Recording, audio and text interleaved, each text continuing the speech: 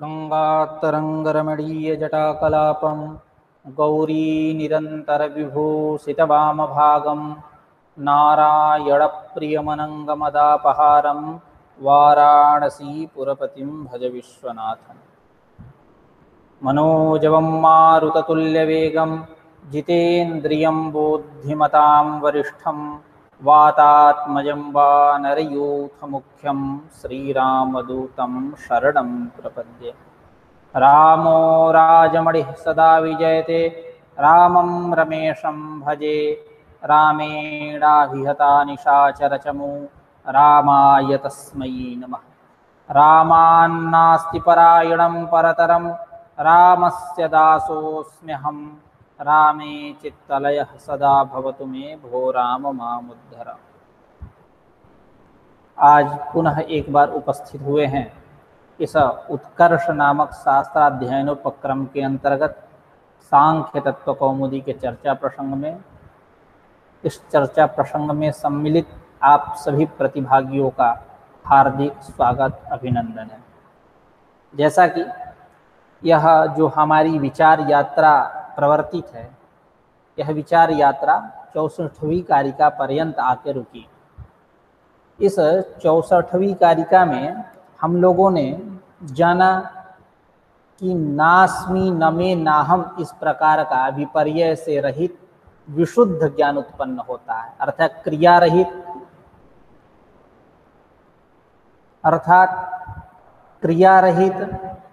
और विषय रहित और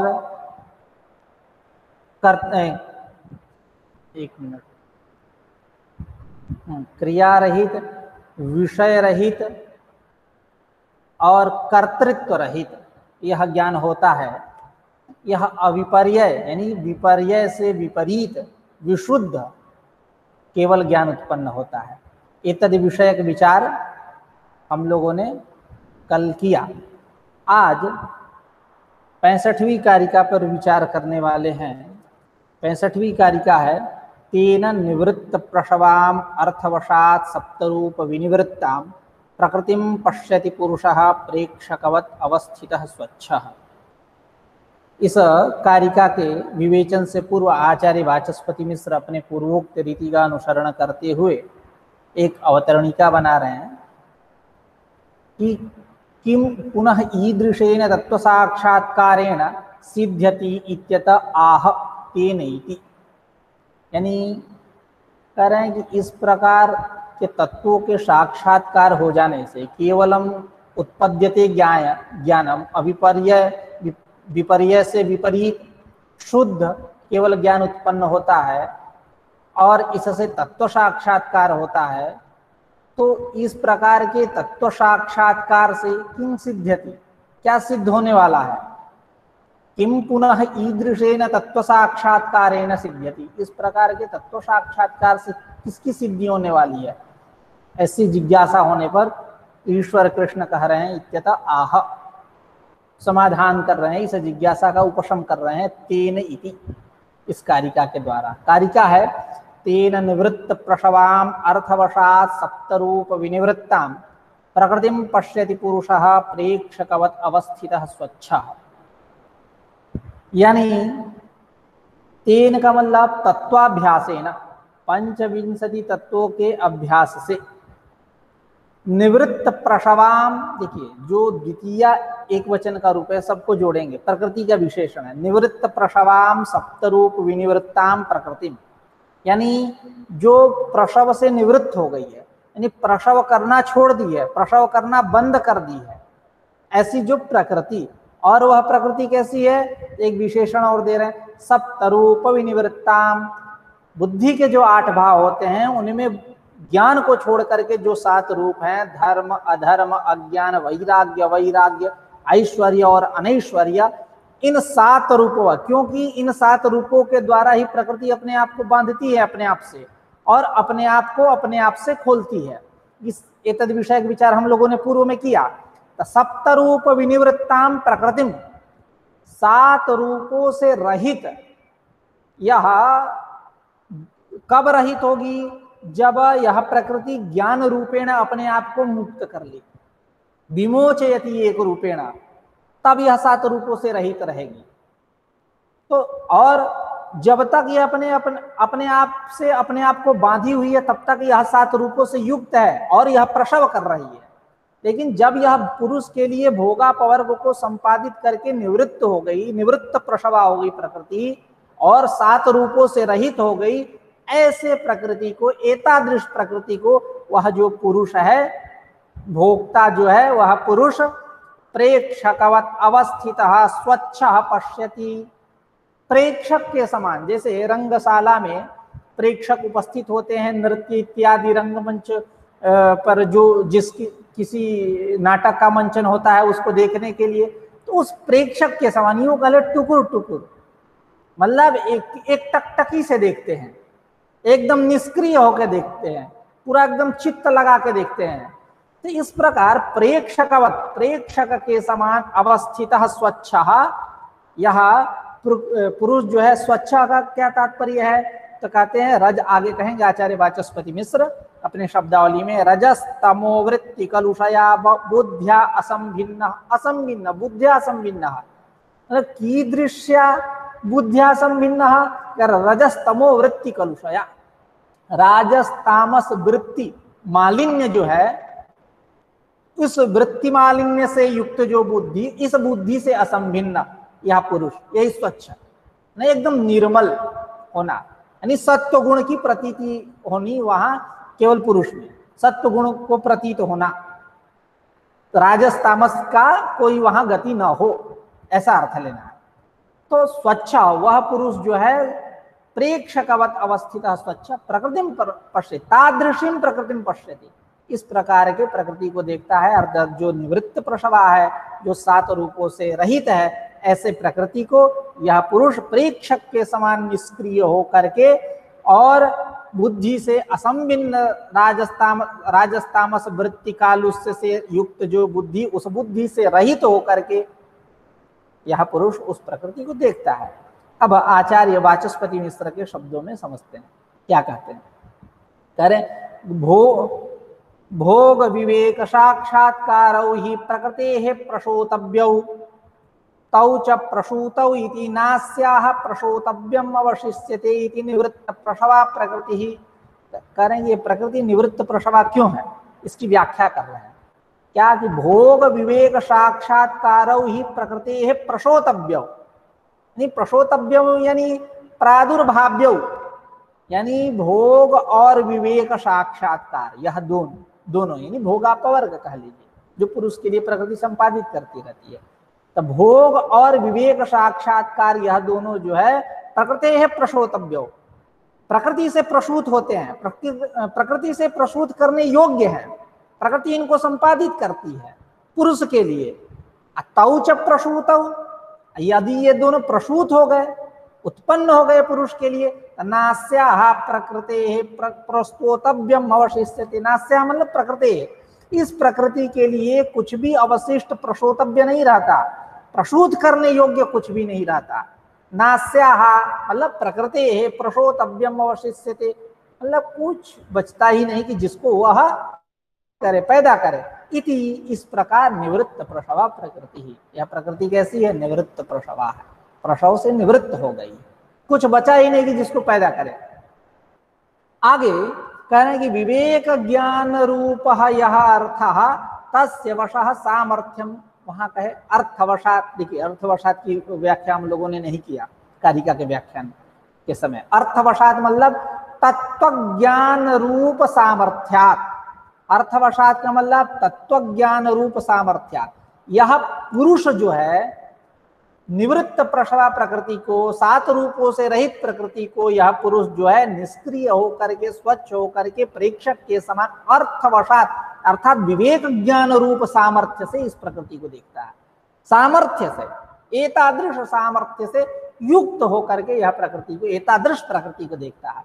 तो अब यहाँ अर्थवशात है, तो अर्थवशात का मतलब क्या, तो कह रहे हैं कि विवेक ज्ञान रूप यह अर्थ तस्य वशः इति अर्थवशः, वशः मतलब सामर्थ्यम, विवेक ज्ञान रूप यह अर्थः तस्य वशः सामर्थ्यम इति अर्थवशः तस्मात् अर्थवशात् अर्थात विवेक ज्ञान रूप सामर्थ्यात, विवेक ज्ञान रूप सामर्थ्य से यह पुरुष उस प्रकृति को देखता है।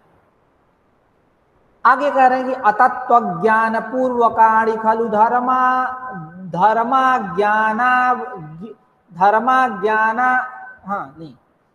अतत्व ज्ञान पूर्वकाणि खलु धर्म ज्ञान ज्ञान वैराग्य वैराग्यैश्वर्यानैश्वर्याणि। कह रहे कि यह जो 7 हैं, धर्म अधर्म, देखिए यहाँ ज्ञान को छोड़ दिया, उसको तेन रूपेण आत्मानं विमोचयति प्रकृति है, उस रूप से ज्ञान रूपेण एक रूपेण। तो यहाँ 7 उसको छोड़ करके कौन, धर्म अधर्म अज्ञान वैराग्य अवैराग्य ऐश्वर्य और अनैश्वर्य, ये कैसे हैं, अतत्व ज्ञान पूर्वकाणि खलु, ये कैसे अतत्व ज्ञान पूर्वक है, तत्व ज्ञान पूर्वक नहीं है, ये अतत्व ज्ञान पूर्वक है। अतत्व ज्ञान पूर्वकाणि खलु धर्म अधर्म अज्ञान वैराग्य वैराग्य ऐश्वर्य अनैश्वर्याणि। और इनमें जो वैराग्य है, यह वैराग्य भी कैसा है, अतत्व ज्ञान पूर्वक ही है, उसको आप तत्व ज्ञान पूर्वक मत समझिए। उसी विषय में कह रहे हैं वैराग्यमपि केवल तौष्टिकानाम एवं तत्व ज्ञान पूर्वकम, जो केवल तौष्टिक हैं, जो वैराग्य के विषय में प्रवृत्त हुए, वैराग्य के लिए प्रवृत्त हुए, किसी ने बरगला दिया, थोड़े से में संतुष्ट हो गए, कहा कि छोड़ो जो जाने दो, क्यों वैराग्य करे, तो तौष्टिक जो है तुष्ट हो गए, उनके लिए तत्व ज्ञान पूर्वक है यह वैराग्य, सबके लिए नहीं, जो तौष्टिक है उनके लिए। वैराग्यमपि, वैराग्य भी, बात इसके विषय में क्यों अलग से पृथक रूप से कह रहे हैं, क्योंकि यह तत्व ज्ञान पूर्वक नहीं होता है वैराग्य। वो तो ऊपर कह दिए कि अतत्व ज्ञान पूर्वकाणि खलु धर्मा धर्मा ज्ञान ज्ञान वैराग्य वैराग्यैश्वर्य नैश्वर्य रूपाणी, यह बात कह दिए। तो अब उसमें वैराग्य भी आ गया, तो जब वैराग्य आ गया तो वैराग्य तत्व ज्ञान पूर्वक नहीं होता, वो तत्व ज्ञान पूर्वक होता है, तब इसको तत्व ज्ञान पूर्वक कहे आपने कहा, तो इसका मतलब क्या है, तो उसी को समझा रहा है कि वैराग्यमपि केवल तौष्टिकानाम तत्व ज्ञान पूर्वकमेव, वैराग्य भी जो केवल तौष्टिक हैं, तो थोड़े से में संतुष्ट हो जाने वाले हैं, प्रसन्न हो जाने वाले हैं, ऐसे लोग जो है उनके लिए तत्व ज्ञान पूर्वक ही है। तत्र तत्व ज्ञानम विरोधित्वेन अतत्व ज्ञानम उच्छिन्नति, कह रहे हैं कि यह जो तत्व ज्ञान है, यह तत्व ज्ञान अतत्व ज्ञान का विरोधी है।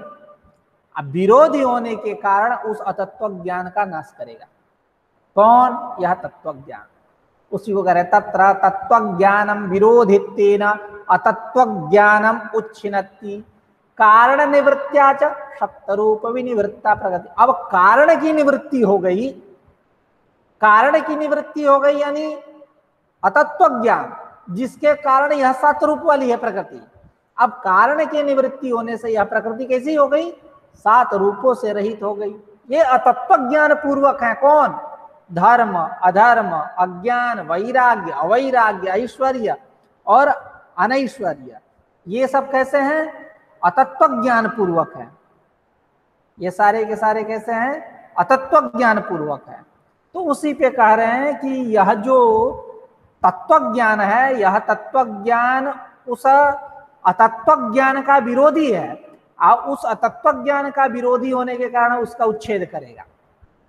ठीक है, तत्र तत्व ज्ञानम विरोधित्वेन अतत्व ज्ञानम उच्छिन्नति, और इस प्रकार कारण निवृत्त्या च सप्तरूप विनिवृत्ता प्रकृति, कारण की निवृत्ति हो जाने पर रखा तत्व ज्ञान की निवृत्ति हो जाने से यह प्रकृति कैसी हो, 7 रूपों से रही। अवस्थितः, यह जो कारिका है, इस कारिका में जो अवस्थितः पाठ है, तेन निवृत्त प्रसवाम अर्थवशा सप्तरूप विनिवृत्ताम प्रगतिम पश्यति पुरुषः प्रेक्षकवत अवस्थितः स्वच्छ, यह जो 65वीं कारिका है, इसमें जो अवस्थितः पद है, यह अवस्थितः पद का क्या अर्थ है, तो कह रहे अवस्थितः इति निष्क्रियः, निष्क्रिय यानी एकदम मतलब व्यापार शून्य, परिणामी, अगुण, है ना। स्वच्छ, स्वच्छ का क्या तात्पर्य है, तो कह रहे हैं स्वच्छ मतलब रजस तमो वृत्ति कलुषया बुद्ध्या असंभिन्नः। नहीं, राजस तामस जो वृत्ति, उस वृत्ति के कालुष्य से युक्त, कालुष्य मतलब वही मालिन्य, कषाय, उससे युक्त जो यह आत्मा, बुद्धि, वृत्ति कालुष, राजस तामस, सत्व गुण को नहीं, राजस तामस जो वृत्ति बन रही है, उस वृत्ति कालुष से, वृत्ति मालिन्य के कारण के साथ युक्त जो बुद्धि, उस बुद्धि से असंभिन्न पुरुष, यह स्वच्छ का तात्पर्य है। मतलब एकदम सत्व गुणात्मिका जो बुद्धि है उससे युक्त रहना। एतादृश राजस तामस वृत्ति कालुष से जो वृत्तियां बन रही है, वो ये क्या है, यूं कह ले कसाय है, प्रतिबंधक है, दोष है। एतादृश बुद्धि से रहित होना चाहिए, तो तब वो स्वच्छ है। और सात्विक्या च बुद्ध्या तदा अपि अस्य मनाक् संभेदो स्थिति, कह रहे हैं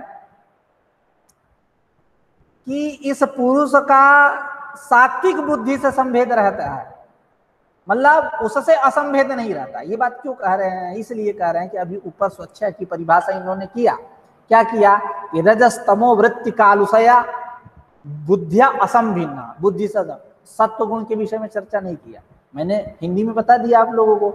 वही अभिप्राय है कि सात्विक क्या बुद्धिया, सत्व गुण युक्तया बुद्धिया, सात्विक जो बुद्धि है उस बुद्धि के द्वारा तदा तस्याम अवस्थायाम, कस्याम अवस्थायाम विवेक साक्षात्कार काले, विवेक साक्षात्कार काल में अस्य पुरुषस्य मनाक, मनाक मतलब अत्यंत अल्प, संभेद अस्ति, वो उसके साथ संभेद रहेगा, थोड़ा सा संपर्क रहेगा, ये नहीं कि एकदम संपर्क रहित, थोड़ा सा बस नाम मात्र का, ठीक है।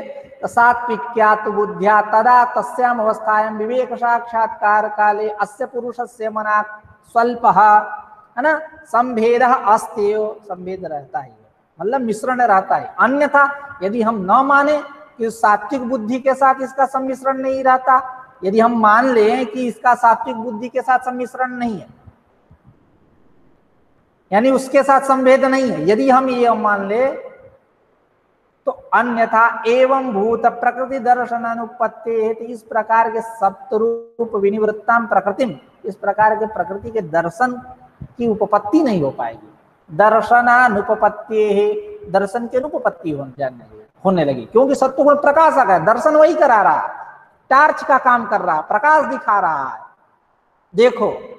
तो एवं अन्यथा अर्थात इस सात्विक बुद्धि के से संभिन्न यह पुरुष है, यदि हम ऐसा न माने तो इस प्रकार के प्रकृति के दर्शन की उपपत्ति नहीं हो पाएगी। एवं भूत प्रकृति दर्शन अनुपपत्ति है, इसलिए हम कहेंगे सात्विक्या बुद्ध्या च तदा अस्य मनाक् स्वल संभेदः अस्त्येव, ऐसा हम कहेंगे। अब 66वीं कारिका है, दृष्टामयेत्युपेक्षक एको दृष्टाहम इति उपरमति अन्या सति संयोगेपि तयोः प्रयोजनम नास्ति सर्गस्य। इसके पूर्व एक अवतरणिका बना रहे हैं आचार्य वाचस्पति में से, क्या करेंगे, स्यादेत वक्षमाणम स्याद, मैं जो कहने वाला हूं वो हो, अर्थात पूर्व पक्ष कर रहे हैं। कैसा पूर्व पक्ष करेंगे, निवृत्त प्रसवामिति नम्रस्याम है, आपने कहा कि यह प्रकृति जो है वो निवृत्त प्रसवा है। अभी आपने कहा 65वीं कारिका में, 65वीं कारिका में इस प्रकृति के विशेषण के रूप में आपने क्या कहा कि यह निवृत्त प्रसवा है। तेन निवृत्त प्रसवाम अर्थवशात् सप्तरूप विनिवृत्ताम प्रकृतिम पश्यति पुरुषः प्रेक्षकवत् अवस्थितः स्वच्छ, यह निवृत्त प्रसवा। लेकिन निवृत्त प्रसवाम इति न मृष्याम है, न सहाम है, हमको यह बात मान्य नहीं है कि प्रकृति निवृत्त प्रसवा है, भोगापवर्ग संपादित करके पुरुष के प्रति प्रवृत्त होना बंद कर दिया, यह निवृत्त प्रसवा, यह बात हम नहीं मानते। क्यों नहीं मानते, तो अपने पूर्व पक्ष को कह रहे हैं। क्यों? क्योंकि आपने 21वीं कारिका में कहा संयोग कृतः ही शरगः इत्युक्तम, 21वीं कारिका में आपने कहा कि यह पंगवंधवत उभयोरपि संयोगः तत्कृतः सर्गः, इन दोनों का संसर्ग जो है कैसा होता है, पंगु और अंध के समान, यानी लंगड़ा और बहरा, यानी लंगड़ा और अंधा इसके समान होता है इनका सर्ग। और उस मतलब संयोग हुआ, संयोग से सृष्टि हुई। तो आपने 21वीं कारिका में कहा संयोग कृतः ही सर्गः इत्युक्तम, और यह संयोग कैसा है, योग्यता रूप है, योग्यता च संयोग, और यह योग्यता कैसी है, तो भोक्तृत्व भोग्यत्व रूपा है, अर्थात भोक्तृत्व योग्यता पुरुष में है जो चेतन है, भोग्यत्व रूप योग्यता किसमें, प्रकृति में है जो जड़ है, विषय है, एतादृश योग्यता। और इस भोक्तृत्व भोग्यत्व रूप योग्यता का कभी नाश नहीं होता। तो जब यह नाश नहीं होगा तो आप कैसे उस प्रकृति को निवृत्त प्रसवा कह दिए, उसी बात को कह रहे हैं। स्यादेता पूर्व पक्ष कर रहे हैं कि निवृत्त प्रसवाम इतीनम ऋष्याम है, यह प्रकृति निवृत्त प्रसवा है, यह बात ठीक नहीं लगती। क्यों? क्योंकि संयोग कृत ही सर्ग है इत्युक्तम, यह सर्ग कैसा है, संयोग कृत है, संयोग कृत है, यानी प्रकृति और पुरुष का जो संयोग हुआ तत्कृत सर्ग है, तत्चित सर्ग है, तत्संपादित है, संयोग होने पर ही हुआ यह सर्ग। और 21वीं कारिका में यह बात कही गई। और यहाँ संयोग मतलब योग्यता रूप, कैसी योग्यता, तो भोक्तृत्व योग्यता च पुरुषस्य, पुरुष की भोक्तृत्व योग्यता, वह चैतन्य होने के कारण भोक्ता है। भोग्यत्व योग्यता च प्रकृति है, प्रकृति में कौन सी योग्यता, भोग्यता, भोग्यत्व रूप योग्यता है। क्यों? जड़त्व विषयत्व, जड़ होने से, विषय होने से। न च एतयोः अस्ति निवृत्ति ही, एतयोः मतलब भोक्तृत्व भोग्ययोः, यानी जड़त्व चैतन्यत्वयोः योग्यतयोः, एतादृश जो योग्यता है इस योग्यता की निवृत्ति नहीं होती है। भोक्तृत्व भोग्यत्व जड़त्व चैतन्यत्व रूप जो योग्यता है इस योग्यता की निवृत्ति नहीं होती है। जब इसकी निवृत्ति नहीं होगी तो कैसे कह दिए कि प्रकृति निवृत्त प्रसवा है, ये बनाए रहेंगे, कोई भोगता रहेगा कोई भोग्य रहेगा। न च करणीय अभाव निवृत्ति, और आप पूर्व पक्षी कह रहा है कि आप उत्तर पक्षी यह भी नहीं कह सकते कि करणीय के अभाव होने से, करणीय मतलब कर्तुम योग्यम, करणीयम अनियर प्रत्यय मतलब कोई कार्य, करणीय के अभाव होने से इनकी निवृत्ति हो जाएगी, प्रकृति निवृत्त हो जाएगी, कोई कार्य ही नहीं बचा, कोई अवशिष्ट ही नहीं बचा जिसको प्रकृति पैदा करे। करणीय कार्य के अभाव में निवृत्ति होगी प्रकृति का, प्रकृति की निवृत्ति होगी पुरुष के प्रति, वो प्रवृत्त नहीं होगी न। यदि तुम ऐसा उत्तर पक्षी कहो तो यह नहीं कह सकते। क्यों? तज्जातीय से अन्यस्य करणीयत्वा, तज्जातीयस्य, तज्जातीयस्य का तात्पर्य क्या है, भोग जातीयस्य अन्यस्य भोगांतरस्य करणीयत्वा, भोग जातीयत्व, ठीक है, भोग जातीय, भोग जातीय अन्य में है, भोग जातीयस्य अन्यस्य यानी भोगांतरस्य करणीयत्व, वो भोगांतर करणीय है, भले ये ना हो वो भोगांतर करणीय है। इस प्रकार आप नहीं कह सकते कि करणीय के अभाव होने से कोई कुछ पैदा करने लायक है ही नहीं जिसके कारण यह प्रकृति प्रवृत्त हो, आप नहीं कह सकते। प्रकृति जो है पूर्व पक्षी कह रहा है ये प्रकृति पूर्व पक्षी यह कह रहा है कि आप यह नहीं कह सकते कि करणीय के अभाव में यह प्रकृति जो है प्रवृत्त होना बंद कर देगी। क्यों? क्योंकि भोग जातीय जो है भोगांतर के विद्यमान होने से, भोग जातीय तज्जातीय से भोग जातीय से अन्य से भोगांतर से करणीयत्वा, तो करणीय, इसलिए प्रकृति क्या होगी, प्रवृत्त होगी। आप इसको निवृत्त प्रसवा नहीं कह सकते। जैसे उदाहरण में पुनः पुनः शब्दादि उपभोग, जैसे बार बार शब्दादि का उपभोग होता है, उसी प्रकार भोग जातीय भोगांतर अन्य के करणीय होने के कारण, कार्य के रूप में उपस्थित होने के कारण, विद्यमान होने के कारण यह प्रकृति प्रवृत्त होगी। इसके प्रवृत्ति को आप रोक नहीं सकते। जैसे बार बार शब्दादि का उपभोग होता रहता है, ठीक उसी प्रकार। तो इस एतावता यह पूर्व पक्ष बन के तैयार हुआ। यह जो निवृत्त प्रसवा प्रकृति आपने कहा, नवृश्याम है न सहाम है, हमको यह बात मान्य नहीं है। तो इन आपने पूर्व में 21वीं कारिका में कहा कि दोनों के संयोग से सृष्टि होती है, सर्ग होता है। संयोग मतलब योग्यता, भोक्तृत्व, भोग्यत्व रूप योग्यता, और इसकी निवृत्ति नहीं होती। जब इसकी निवृत्ति नहीं होगी तो यह कैसे निवृत्त प्रसवा प्रकृति है। और यह भी नहीं कह सकते कि करणीय के अभाव होने से इसकी प्रवृत्ति नहीं होगी। क्यों? भोग जातीय अन्य जो भोगांतर है वो करणीयत्वेन है, तो जब करणीयत्वेन है तो इसकी निवृत्ति नहीं होगी, प्रवृत्त हो गई। जैसे बार बार शब्दादि का उपभोग होता है, ठीक इस प्रकार यह जो आपने एतावता यह बात स्पष्ट हुई कि आपने जो कहा इस प्रकृति को कि निवृत्त प्रसवा है, यह बात ठीक नहीं है। इत्यतः आह, यदि ऐसा पूर्व पक्ष होगा तो उस पूर्व पक्ष का समाधान दे रहे हैं मया इति, इस कारिका के द्वारा। कारिका है दृष्टा मया इत्युपेक्षक, दृष्टा मयेत्युपेक्षक एको दृष्टा हम इति उपरमति अन्या सति संयोगेपि तयोः प्रयोजनम नास्ति सर्गस्य। ठीक है, दृष्टा मया, मया मया पुरुषेण इयं प्रकृति ही दृष्टा, मुझ पुरुष के द्वारा यह प्रकृति देख ली गई है।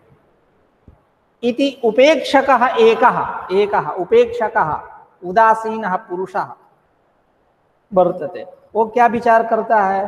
पुरुष क्या विचार किया कि मैंने प्रकृति को देख लिया, दृष्टा मया, मैंने इस प्रकृति को देख लिया, इस प्रकार निवृत्त हो जाता है। मतलब विचार करता है कौन? एकः उदासीनः पुरुषः, पुरुष। और प्रकृति क्या विचार करती है? दृष्टा हम, मैं तेन दृष्टा, मैं उस पुरुष के द्वारा देख ली गई। इति उपरमति अन्या प्रकृति ही, पुरुष के अपेक्षा वो अन्य है। इस प्रकार प्रकृति क्या करती है? उपरम हो जाती है, अर्थात उपरत हो जाती है, यानी कार्य करना बंद कर देती है। भोगापवर्ग संपादन करना सब कुछ बंद कर दी, प्रसव करना सब कुछ बंद कर दी। सति संयोगे तयोः प्रयोजनम नास्ति सर्गस्य, तयोः प्रकृति पुरुषयोः सति संयोगे भी, इन दोनों का संयोग होने पर भी, भले ही संयोग हो जाए, लाख बार हो जाए संयोग, सति संयोगे भी तयोः प्रयोजनम नास्ति सर्गस्य, तयोः सति संयोगे भी, इन दोनों का संयोग होने पर भी सर्ग का कोई प्रयोजन ही नहीं रहा। प्रयोजनम नास्ति सर्गस्य, सर्गस्य सृष्टेः नास्ति किमपि प्रयोजनम येन प्रभाविता इयं प्रकृति ही तस्मिन् कार्ये प्रवृत्ता स्यात्, उस कार्य में प्रवृत्त हो, कोई कुछ अवशिष्ट नहीं है। ठीक है, कोई प्रयोजन ही नहीं। अब आचार्य वाचस्पति मिश्र, इस प्रकार यह कारिका का सामान्य अर्थ हुआ। दृष्टा मयेत्युपेक्षक एको दृष्टा हम इति उपरमति अन्या सति संयोगेपि तयोः प्रयोजनम नास्ति सर्गस्य। ठीक है, अब आचार्य वाचस्पति मिश्र के शब्दावली में समझते हैं क्या कह रहे हैं। आचार्य वाचस्पति मिश्र कह रहे हैं कि करोतु नाम पौनः पुण्येन शब्दादि उपभोगम प्रकृतिर्यया विवेक ख्यातिर्न कृता, कृत विवेक ख्यातिस्तु शब्दादि उपभोगम न जनयति। यानी यह कह रहे हैं पौनः पुण्येन शब्दादि उपभोगम प्रकृति करोतु, बार बार, हजार बार, लाख बार यह प्रकृति शब्दादि का उपभोग करे। यया विवेक ख्यातिर न करता, जब तक इस प्रकृति के द्वारा विवेक ख्याति उत्पन्न न कर दिया गया हो, उसके पहले तक प्राक 100 बार, 1000 बार, लाख बार यह भोग करते रहे प्रकृति। यम प्रकृति ही सप्तादि पौनः पुण्येन शब्दादि उपभोगम करो, तो बार बार शब्दादि का उपभोग करे। जब तक यया प्रकृत्या, इस प्रकृति के द्वारा विवेक ख्यातिर न करता, न संपादिता, जब तक इस प्रकृति के द्वारा विवेक ख्याति उत्पन्न न कर दी गई तब तक भले। अब कृत विवेक ख्यातिस्तु शब्दादि उपभोगम न जनयति, जहां विवेक ख्याति हुई विवेक ख्याति, तो शब्दादि उपभोगम न जनयति प्रकृति ही कर्ता जनयति क्रिया का, यह प्रकृति शब्दादि का भोग नहीं पैदा करेगी। उसके पहले तक, जब तक विवेक ख्याति नहीं हुआ तब तक खूब पैदा कर रहे, लेकिन जहां विवेक ख्याति उत्पन्न कर दी तो शब्दादि उपभोग नहीं करेगी, उसको उत्पन्न नहीं करेगी। ठीक है, उससे सब बाधित हैं। आगे, अविवेक ख्याति निबंधनो ही तदुपभोग निबंधनाभावे च भवितुमर्हति न भवितुमर्हति अंकुरैव बीजाभावे। कह रहे हैं कि अविवेक ख्याति निबंधन ही तदुपभोग, यह शब्दादि का उपभोग, शब्द स्पर्श रूप रस गंध तन्मात्रात्मक यह जो जगत संपूर्ण तद्रूप ही है, तन्मात्रात्मक है, उसी से सब कुछ उत्पन्न हो रहा है। तो कहने का तात्पर्य यह है कि अविवेक ख्याति निबंधन ही तदुपभोगा। तदुपभोगा मतलब शब्दादि उपभोगा। शब्दादि का उपभोग कैसा है? अविवेक ख्याति निबंधन है। अविवेक ख्याति निबंधन है मतलब अविवेक ख्याति मूलक, अविवेक ख्याति मूलक है यह शब्दादि का उपभोग। निबंधना भावे, जहां विवेक ख्याति हुई तो अविवेक ख्याति गई। निबंधना भावे, निबंधना भावे मतलब अविवेक ख्याति रूप निबंधना भावे। अविवेक ख्याति वही निबंधन है, कारण है किसका? तदुपभोग का, शब्दादि के उपभोग का। जब वह निवृत्त हो गया, मूलो नास्ति कुतो शाखा, मूल नहीं है तो शाखा कहां से? ठीक है, तो उसी प्रकार निबंधना भावे यानी अविवेक ख्याति के निबंधन होने पर, अविवेक ख्याति के दूर हो जाने पर न भवितुमर्हति, तदुपभोग शब्दादि का उपभोग नहीं हो सकता। जैसे उदाहरण दे रहे, अंकुरैव बीजा भावे, जैसे बीजा भाव होने पर अंकुर होता है क्या? कारण न रहे तो अंकुर आ जाएगा? नहीं आ सकता।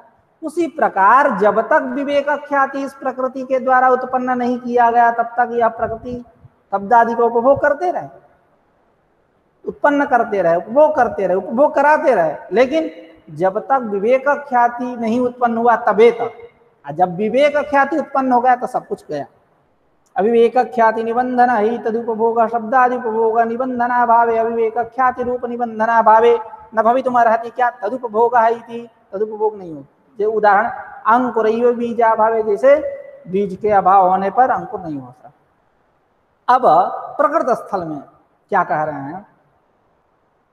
प्राकृतान ही सुख दुख मोहात्मनः शब्दादींस तद अविवेकात् ममैते इति अभिमन्यमानः आत्मा भुंजीत एवं विवेक ख्यातिमपि प्राकृतिम अविवेकात् एव आत्मा मदर्थेयम इति मन्यते। ऐसा मानता है, व्यवहार करता है। क्या व्यवहार करता है? कि प्राकृतान ही शब्द के जो द्वितीय बहुवचन सबको एक साथ बनाना है, एक साथ जोड़ना है। प्राकृतान सुख दुख मोहात्मनः शब्दादीन सब जोड़ लीजिए, ठीक है। प्रकृति से उत्पन्न क्या? सुख दुख मोह रूप, आत्मा का अर्थ स्वरूप भी होता है। सुख दुख, सुखात्मक, दुखात्मक, मोहात्मक, सत्वरजस्तमात्मक, तीनों गुण तत्स्वरूप। तो प्रकृति से उत्पन्न यह जो सुख दुख मोह स्वरूप शब्दादि हैं, त्रिगुणात्मक हैं, इन शब्दादियों का तदविवेकात्, तदविवेकात्, तदविवेकात् का मतलब क्या है? कि प्रकृति है स्वयं अपृथक्मत्वा। पुरुष क्या कर रहा है? प्रकृति से अपने को अलग नहीं समझ रहा, कह रहा है कि नहीं मैं अलग नहीं हूं, वासनादि के कारण गड्ढम गड्ढ मिल गया है, तादाद में व्यपदेश हो गया, यूं कहे भ्रम के कारण, अज्ञान के कारण। तो जो यह प्रकृति से उत्पन्न जो सुख दुख मोहात्मक शब्दादि हैं, तत्स्वरूप जो शब्दादि हैं, इन शब्दादियों को अविवेकात्, अविवेक के कारण, अर्थात प्रकृति से अपने आप को पृथक नहीं मान रहा, इस भावना से प्रभावित होने से ममैते एते शब्दादयः मम, यह शब्दादि मेरे हैं, मेरे लिए हैं, इति अभिमन्यमानः, इस प्रकार मान करके आत्मा भुंजित, किसको? तो शब्दादीन मतलब प्राकृतिन सुख दुख मोहात्मनः शब्दादीन भुंजीता, उसको आत्मा भोग करता है। एवं विवेक ख्यातिमपि प्राकृतिम अविवेकात् एव आत्मा मदर्थेयम इति मन्यते। और विवेक ख्याति को भी कैसा मान रहा है? कि प्रकृति से ने, प्रकृति ने इसको उत्पन्न किया, इसमें क्या प्राकृतत्व है। तो विवेक ख्यातिमपि प्राकृतिम, प्राकृतिम विवेक ख्यातिम, प्रकृति से यह उत्पन्न हुआ विवेक ख्याति, इति अविवेकादेव, इस प्रकार का अविवेक होने से, मतलब उसको विविच्य ज्ञान नहीं हो रहा, नहीं नहीं प्रकृति से उत्पन्न नहीं है, मैं अलग हूँ, वो अलग है इत्यादि, ये प्रकार भेद का ग्रह नहीं, अविवेद का ग्रह हो गया, भेदाग्रह हो गया।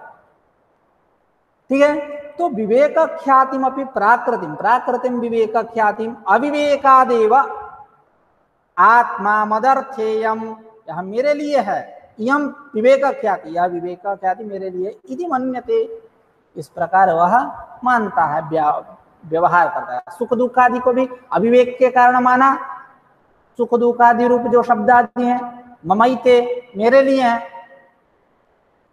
और अविवेक ख्याति के कारण यह भी क्या हुआ, विवेक ख्याति को भी समझ रहा है क्या कि मेरे लिए है। इस प्रकार आत्मा व्यवहार करता है, यानी पुरुष व्यवहार करता है। उत्पन्न विवेक ख्यातिस्तु तद संसर्गात शब्दादीन उपभोक्तुम अर्हति न उपभोक्तुम अर्हति, यानी जब उसको विवेक ख्याति हुई, उत्पन्न विवेक ख्यातिस्तु, विवेक ख्याति के उत्पन्न हो जाने पर तद संसर्गात, तद असंसर्गात, तद असंसर्गात का मतलब क्या हुआ कि अविवेका संसर्गात, यानी दोनों है, एक अविवेक में भी न है, एक असंसर्ग में भी न है। अविवेका संसर्गात मतलब विवेक ज्ञान, जैसे ये न प्राप्ति यो विधि, ये न प्राप्ति यो विधि आरभ्यते तस्य अपवाद होता है ना, न प्राप्ति अप्राप्ति, न प्राप्ति न प्राप्ति अवश्य प्राप्ति ही थी। ठीक है, हाँ, तो उत्पन्न विवेक ख्यातिस्तु तदसंसर्गा शब्दादि न उपभोक्तुम अर्हति, जब विवेक ख्याति उत्पन्न हुई तो तदसंसर्गात, अर्थात तदसंसर्गात मतलब असंसर्ग, अविवेका संसर्गात, अविवेक का असंसर्ग होने से, अर्थात विवेक ज्ञान होने से, क्या शब्दादि न उपभोक्तुम अर्हति, जब विवेक ज्ञान आया तो शब्दादि को वह भोग नहीं करता। और नापि विवेक ख्यातिम प्राकृतिम ततः विविक्तः आत्मा स्वार्थम अभिमन्यते, स्वार्थम अभिमंतुम अर्हति ना रहती, यानी और विवेक ख्याति हो जाने से, यह विवेक ख्याति मतलब विवेक हो जाने से क्या हुआ, अविवेक का असंसर्ग होने से, अर्थात विवेक का संसर्ग होने से, भेद का ग्रह हो जाने से, विविच्य ज्ञान हो जाने से क्या हुआ कि विवेक ख्यातिम प्राकृतिम, यह विवेक ख्याति प्रकृति से उत्पन्न है, इस प्रकार उसको ज्ञान नहीं होता है। अर्थात मदर्थेयम, यह जो व्यवहार हो रहा था, ममैते मदर्थेयम, इस प्रकार का व्यवहार नहीं होगा। विविक्तः आत्मा, विवेक युक्त यह जो आत्मा, स्वार्थम अभिमंतुम ना रहती, जो स्वार्थ मतलब मदर्थेयम, यह मेरे लिए है, इस प्रकार का जो व्यवहार कर रहा था वो व्यवहार नहीं होगा। यानी यह जब विवेक ख्याति उत्पन्न हो गया इस पुरुष को, अर्थात अविवेक का असंसर्ग हुआ, संसर्ग हुआ, विवेक ज्ञान वाला हो गया, तब यह विविक्तः आत्मा विवेक ख्यातिम प्राकृतिम स्वार्थम अभिमंतुम ना रहती, इस विवेक ख्याति को प्राकृतिम विवेक ख्याति, प्रकृति से उत्पन्न यह विवेक ख्याति है, ऐसा मान करके जो स्वार्थम अपने लिए मान रहा था वो न अभिमंतुम आ रहती, वो अपने लिए है, इस प्रकार वह व्यवहार नहीं करता। अब पुरुषार्थौ च भोग विवेकौ प्रकृत्यारंभ प्रयोजकौ इति अपुरुषार्थौ संतौ न प्रकृतिम प्रयोजयतः। कह रहे हैं पुरुषार्थौ च भोग विवेकौ, यह भोग और विवेक कैसे हैं, पुरुषार्थ है। ठीक है, यह भोग और विवेक कैसे हैं, भोगापवर्ग तब से प्रकृति दे रही है, संपादित कर रही है पुरुष के लिए, एक ऐसा पुरुषार्थ। तो पुरुषार्थौ च भोग विवेकौ प्रकृत्यारंभ प्रयोजकौ, ये किसके कैसे हैं, प्रकृति के आरंभ, मतलब प्रकृत्यारंभ प्रयोजकौ मतलब प्रकृत्यारंभे प्रकृतिकृते आरंभे सर्गे प्रयोजकौ, मतलब कारणीभूत इत्यर्थ, कारणीभूत हैं सर्ग के, कौन? भोग और विवेक। यह जो पुरुषार्थ है, यह जो पुरुषार्थ रूप जो भोग विवेक है, यह दोनों प्रकृत्यारंभ प्रयोजक हो। कब तक प्रकृत्यारंभ प्रयोजक है? जब तक वह पुरुषार्थ है। अपुरुषार्थ हो संतो न प्रकृति में प्रयोजयतः, जब यह अपुरुषार्थ रहेंगे ये प्रकृति को प्रवृत्त करा नहीं सकते, नहीं प्रकृति को प्रवृत्त करा सकते। जब तक पुरुषार्थ के रूप में है तब तक प्रकृति को तो कह रहे हैं कि सृष्टि करो। आज विवेक का ज्ञान हुआ तब सब कुछ गया। तो अपुरुषार्थ संतो न प्रकृति में प्रयोजयतः तदिदम उत्तम, इसीलिए ईश्वर कृष्ण ने कारिका में कहा प्रयोजनम नास्ति सर्गस्य, सर्गस्य नास्ति किमपि प्रयोजनम। मतलब कर्ता पुरुष नहीं, करता तो नहीं कहेंगे, वह पुरुष जो है विचार किया कि मैंने प्रकृति को देख लिया, इस प्रकार वह विचार करता हुआ उदासीन पुरुष बैठा हुआ है, सोच रहा है, विचार कर रहा है। और प्रकृति क्या सोच रही कि लो मैं तो पुरुष के द्वारा देख ली गई। इस प्रकार वो उपरत हो जाती है, कार्य करना प्रवृत्त करना बंद कर देती है, कार्य का संपादन नहीं करती है, प्रवृत्त होना बंद कर देती है।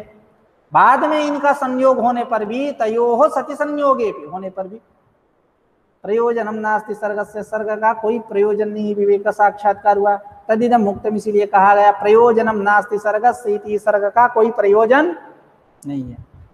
प्रयोजन का मतलब क्या? तो कह रहा है कि अत्र प्रयुज्यते सर्गे प्रकृति अनेन इति प्रयोजनम तद अपुरुषार्थम नास्ति इत्यर्थः, अपुरुषार्थे नास्ति इत्यर्थः।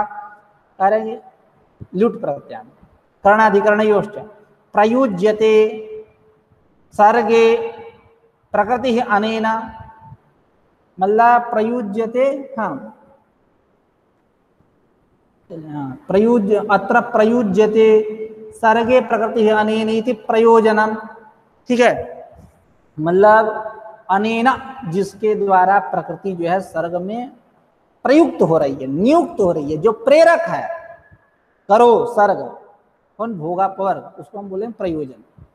तो प्रयुज्यते सर्गे प्रकृति अनेन येन साधनेन तत्प्रयोजनम तद अपुरुषार्थे नास्ति इत्यर्थ। वो अपुरुषार्थ में नहीं है, वो पुरुषार्थ में ही है, इसलिए पुरुषार्थ ही प्रयोजक है। किसका? प्रकृति का। जब वो विवेक साक्षात्कार इत्यादि हो गया, ये सब कुछ नहीं रहे।